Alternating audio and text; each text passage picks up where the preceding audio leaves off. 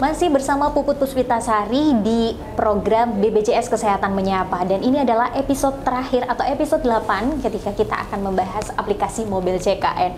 Nah, saya masih bersama Ibu Ida. Ibu Ida adalah Kepala BPJS Kesehatan Kabupaten Temanggung. Nama lengkapnya Ibu Siti Fathul Hidayah.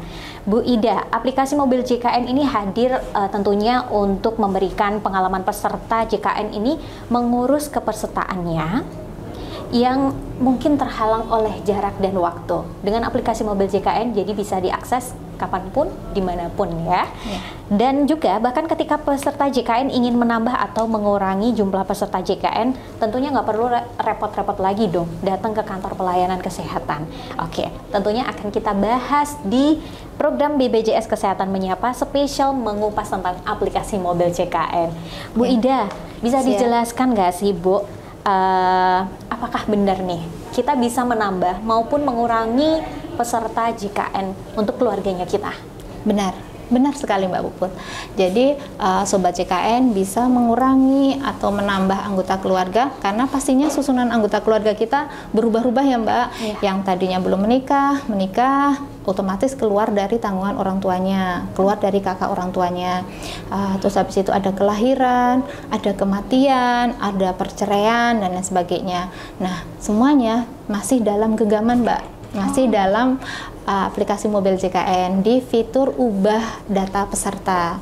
Nah, apabila seseorang itu mau mengubah kayak pertama aja deh Mbak, misalnya pas pada saat saya pindah domisili karena pindah tugas, saya buka aplikasi mobil JKN saya buka di fitur menu ubah data, saya ubah domisili dari provinsi, kebutuhan kabupaten kota, kecamatan, kelurahan dan RT RW, kemudian simpan. Begitu juga pada saat misalnya ada penambahan anggota keluarga, kan lahir bayi ya, masih dari vaskes itu masih bayi nyonya gitu ya. Nah, setelah disematkan nama oleh orang tuanya, diberikan akte kelahiran, masuk ke dalam kakak orang tuanya, maka kita tinggal klik juga Mbak di menu penambahan anggota keluarga, ketik NIK bayi tersebut, ketik namanya dan simpan. Nah, untuk yang sudah meninggal, kita sebagai ahli waris juga harus menyampaikan bahwasanya yang bersangkutan keluar dari kepesertaan JKN, karena untuk keluar dari kepesertaan JKN adalah meninggal ya Mbak. Nah, kita juga bisa mengeluarkan. Jadi kalau misalnya meninggal tidak dilaporkan, otomatis iurannya akan terakumulasi terus Bu? Betul. Tertagih? Ya, terutama yang paling terasa itu kalau misalnya peserta itu adalah peserta dari segmen mandiri gitu. Terus di menu ubah itu juga ada ubah vaskes Mbak. Ya, seperti tadi sudah pindah tugas, pindah domisili, otomatis vaskes saya yang lama, yang di sana nggak mungkin kan saya harus terbang hanya untuk berobat ya Mbak. Nah, akhirnya saya mencari fasilitas kesehatan yang terdekat. Jadi cari dulu tuh info yang terdekat, setelah itu baru saya mengubah fasilitas kesehatan saya gitu. Bisa dilakukan berapa kali dalam 1 tahun kita mengubah vaskes? Misalnya ada yang memang periode tugasnya itu 4 bulan di sini, 4 bulan di sana begitu. Oh ya, benar sekali Mbak. Ini sangat penting untuk Sobat JKN ketahui. Untuk ubah vaskes itu minimal 3 bulan dari fasilitas kesehatan yang lama. Jadi pada saat misalnya saya baru di Temanggung, saya lihat yang terdekat gitu kan awalnya. Oh, ternyata habis itu kok saya kalau mau mengakses bisanya sore ya, kalau itu kan misalnya pagi. Maka saya bisa mengakses layanan kesehatan yang bisa buka sesuai dengan kondisi kita yang bekerja di sore hari ke yang lainnya setelah 3 bulan. Setelah 3 bulan. Kalau tadi sudah kita singgung juga untuk yang meninggal, kemudian kan dikurangi. Ada juga kelahiran yang kemudian pesertanya ditambah. Nah, kalau lahir biasanya kan ada bayi nyonya ya, karena belum dikasih nama. Ini sebenarnya apa yang harus dipersiapkan oleh calon orang tua agar segera mendaftarkan bayinya setelah begitu lahir ya menjadi peserta JKN, dan seberapa penting sih itu Bu? Ya, betul Mbak. Untuk peserta yang bayi baru lahir, yang terpenting menjadi kewajiban orang tuanya di data kependudukan, 1 dibuatkan akte kelahiran. Terus sekarang Dirjen Capil di Dukcapil masing-masing kabupaten kota juga mencetak KIA, kartu identitas anak, dan anak tersebut dimasukkan ke kakak orang tuanya. gitu Mbak. Jadi sudah masuk dalam satu kakak dengan orang tuanya. Jadi sebelum lahiran harus sudah persiapin nama ya? Iya betul. Kalau khususnya di Kabupaten Temanggung sendiri itu semua fasilitas kesehatan sudah bekerja sama Mbak dengan Capil. Jadi pulang itu sudah membawa akte KIA dan KTP KK yang terbaru. KK, KIA, akte kelahiran yang terbaru dan sudah menjadi peserta JKN tentunya. Ditambahkan. Sama dengan Kota Magelang seperti itu. Iya. Jadi butuh inovasi dari pemerintah daerah juga ya untuk menjangkau bayi-bayi yang baru lahir untuk segera terdaftar sebagai peserta JKN begitu ya? Iya, betul sekali Mbak Puput. Kalau misalnya ada bayi lahir yang kemudian dia belum memiliki kepesertaan sendiri begitu, masih sebagai bayi nyonya atau nginduk dengan ibunya, ini gimana ketika si bayi ini ternyata harus mendapatkan penanganan medis yang lebih lanjut, misalnya masuk di salah satu ruang gawat darurat atau NICU, TPCU begitu, bagaimana Ibu? Ya, di setiap fasilitas kesehatan yang bekerja sama dengan BPJS kita sudah menempatkan petugas EP3RS, pemberian informasi, edukasi, dan penanganan keluhan Mbak. Jadi bisa menghubungin petugas tersebut, nah nanti akan dicetakkan atau dimasukkan menjadi peserta JKN menggunakan nomor induk kependudukan. Intinya sekarang semuanya menggunakan satu nomor, yaitu nomor induk kependudukan untuk mengakses layanan itu. Tapi ada juga beberapa daerah yang mungkin belum punya inovasi seperti itu, seperti Kabupaten Temanggung dan juga Kota Magelang mungkin ya Bu ya.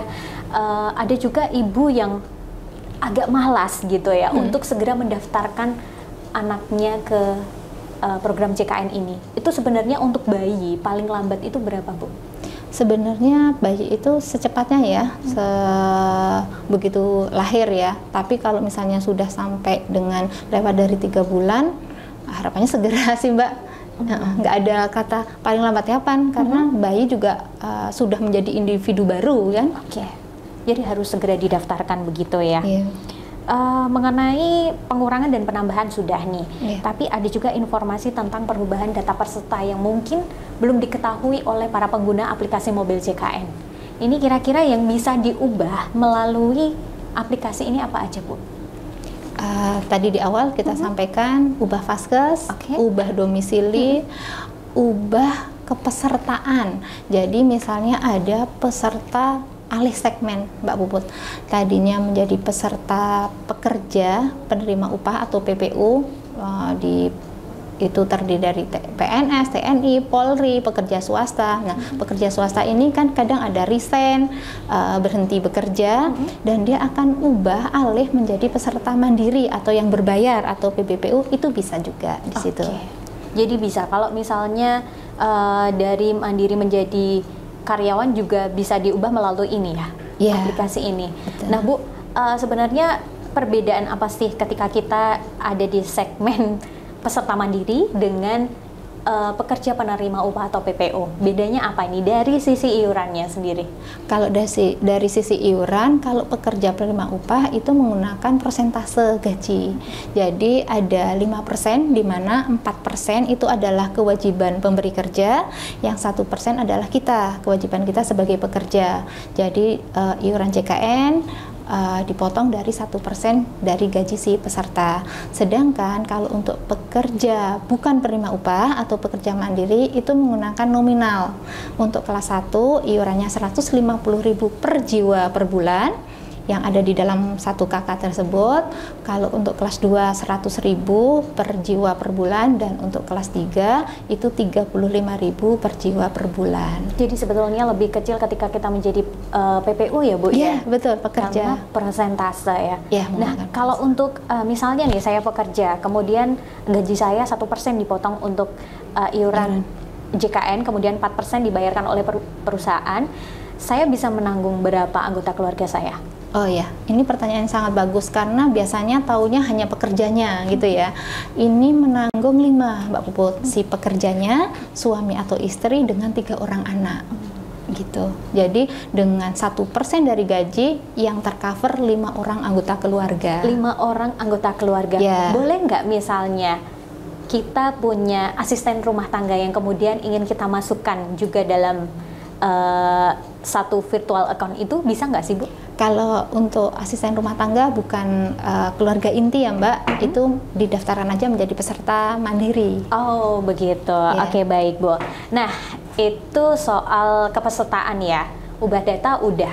Nah ini ada isu yang menarik nih, tapi sekaligus memprihatinkan ya, karena ternyata di Indonesia ini penyakit tidak menular atau PTM itu ternyata melonjak sangat tinggi. Bahkan penyakit tidak menular ini ternyata sudah sampai ke usia-usia muda. Iya, kan, betul. aduh berjaga-jaga ya. Selain kesehatan mental tadi ya. Iya betul. Jadi harus punya JKN ini kan, Bu. Betul. Nah, ada salah satu menu yang bisa kita gunakan nggak sih untuk men-screening kesehatan kita di aplikasi mobil JKN itu? Ada Mbak, namanya screening riwayat kesehatan. Benar yang disampaikan oleh Mbak Puput, teman-teman Sobat JKN, bahwasanya sekarang kita dengan gaya hidup, dengan rutinitas aktivitas, penyakit tidak menular itu tidak hanya diderita oleh usia lanjut ya. Kalau dulu usia 50-an ke atas baru terasa ada hipertensi, gagal ginjal, jantung, dan DM atau diabetes. Itu Mbak, dari peserta kan kita gotong royong ya, si sehat membantu si sakit. Kita bisa lihat aja untuk 1 kali operasi jantung aja kita membutuhkan 200 jutaan. Wow.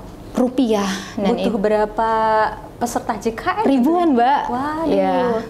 Terus untuk hemodialisa, cuci darah karena gagal ginjal, itu setiap tahun yang kita keluarkan sangat banyak. Nah untuk itu dalam program JKN ada namanya program promotif preventif.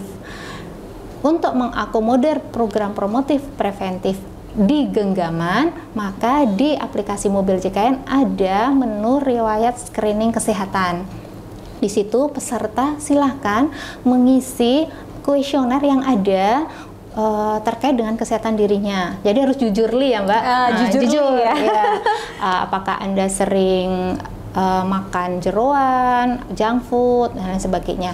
Nanti akan muncul nilainya, apakah dia dalam kategori rendah, sedang, atau berat. Nah, screening ini lebih terkait dengan penyakit yang paling tinggi di Indonesia, yaitu DM, diabetes mellitus, dan hipertensi. Setelah kita melihat screening, apabila kita hasilnya adalah dalam kategori rendah, kita bisa memperbaiki nih Mbak, pola hidup, olahraga yang teratur. Kalau kita sudah di sedang atau berat, segera kita mengakses layanan kesehatan di fasilitas kesehatan. Kita ada banyak program untuk promotif preventif, yang salah satunya saya sampaikan yaitu program Prolanis. Nah, ini BPJS Kesehatan konsen jangan sampai nanti peserta tersebut ke fasilitas kesehatan tingkat lanjut yang tentunya biaya pelayanan kesehatannya semakin tinggi dan pesertanya juga akan semakin banyak. Oke, berarti screening kesehatan ini untuk mendeteksi penyakit secara dini ya Bu ya, supaya lebih cepat ditangani, kitanya juga nggak jatuh ke penyakit yang kronis begitu ya. Betul, jadi terprotek terlebih dahulu. Dan screening ini perlu kami sampaikan Mbak Puput, dilaksanakan setahun sekali. Setahun sekali. Ya, untuk tahun 2024 ini jangan lupa, ini bulan terakhir Mbak Puput. Ya, jangan sampai lewat dari tanggal 31 Oktober ya. Oke, Ibu Ida, terima kasih banyak loh Bu. Ini informasi tentang mobil JKN ini ternyata sangat banyak ya. Mungkin bisa berhari-hari kalau kita bahas satu persatu secara detail mungkin ya Bu ya. Oke, ada yang ingin disampaikan Bu terkait aplikasi mobil JKN ini? Ya, untuk Sobat JKN semua, masyarakat semuanya, mari mengunduh aplikasi mobil JKN untuk kemudahan kita untuk mengakses layanan, karena seperti tagline kita, mudah, cepat, dan setara. Oke, dan hadirnya aplikasi mobil JKN menegaskan bahwa BPJS Kesehatan ini benar-benar serius berupaya untuk mewujudkan pelayanan yang cepat, mudah, dan setara. Dengan 20 menu layanan yang ada pada aplikasi mobil JKN ini tentunya sangat mudah untuk kita akses dan sangat mudah juga untuk kita unduh aplikasinya. Jadi jangan sampai lupa ya Sobat JKN yang memiliki handphone untuk segera mendownload aplikasi ini karena kaya manfaat. Oke, begitu saja Puput Puspitasari menemani di program BPJS Kesehatan Menyapa dari bahasan kita tentang aplikasi mobil JKN bersama Ibu Ida. Sampai jumpa di episode selanjutnya.